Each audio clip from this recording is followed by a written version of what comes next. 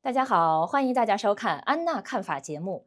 最近有个新闻啊，引起了不少人的关注啊。有人在美国北部开车，居然呢在完全不知情的情况下就开进了加拿大，听起来很夸张，对不对啊？但是其实呢，这种误闯国境的情况啊，在现实当中真的发生的比我们想象的多得多哈。那么这些无心之失会不会对我们移民身份造成影响呢？又该如何避免这样误闯的情况发生呢？今天我们再次邀请到了大家非常熟悉的、经验丰富的安娜律师楼的创始人安娜律师 Anna Demichik 来和我们大家一起来分析这些现实生活当中常见，但是呢却常被忽略的边境陷阱哈。Hi Anna, good to have you back today. Hello, thanks for having me.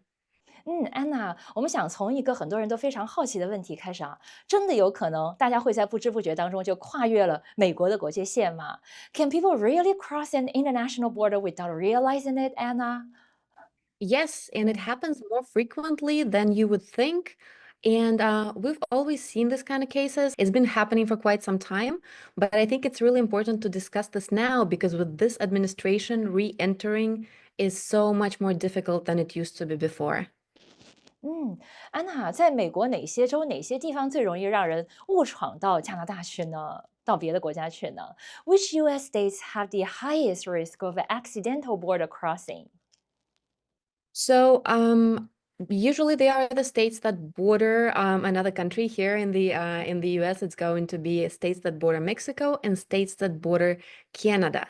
And I'm going to read some of them just not to miss them. So the states we see most of the issues arising would be California and Texas, of course, on the southern border. And at the northern border, New York and Michigan. Michigan, for some reason, quite a few cases that I have seen personally. And I even know someone, not a client, but just a friend of mine who accidentally crossed into Canada from 哇，Michigan. Right. So, of course, we have New York, Michigan, but also states such as Washington, Idaho, Montana, North Dakota, Minnesota, Vermont, New Hampshire, and Maine. But like I said, for the Chinese community, maybe, or just the cases that come through our law firm, New York and Michigan are the ones where I do see most of the accidental crossings.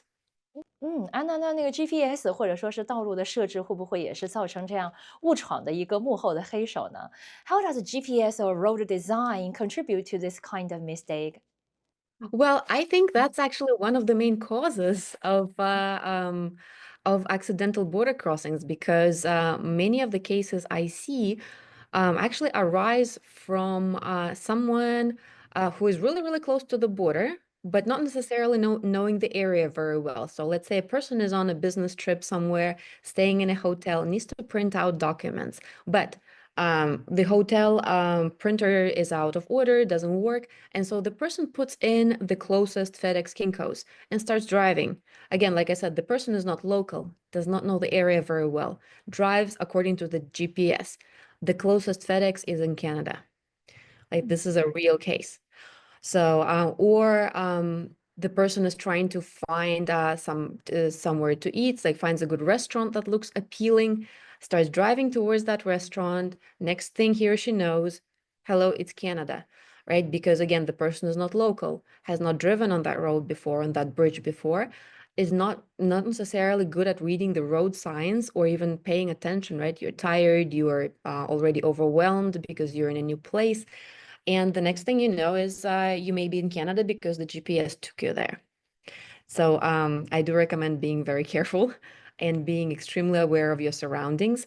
And just practical tip, because I love practical tips more than legal tips, trying to be well rested and be alert to everything that's going on, right? Because without that, it's really easy to miss the signs.